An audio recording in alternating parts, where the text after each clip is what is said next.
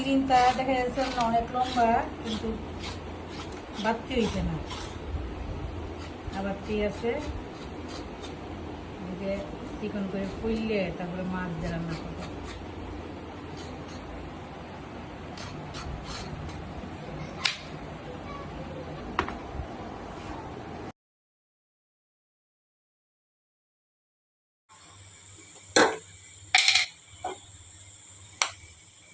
আজকে দুপুরে রান্না অনেকটাই দেরি হয়ে গেছে।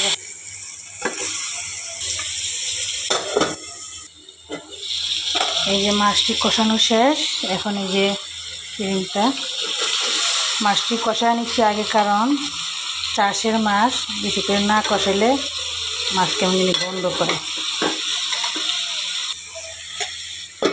ডাইকা দিছি, এটি একটু কষক। এই যে আমার চিরিনটা দিয়ে মাছ রান্না করছি শেষ। আর এই দিক দিয়ে কিন্তু আমি বাইলেরা মাছ বোনা করে রাখছি। এই হলো আজকে দুপুরের রান্না। আর ভাত তো আগেই ভাগ করেছিলাম।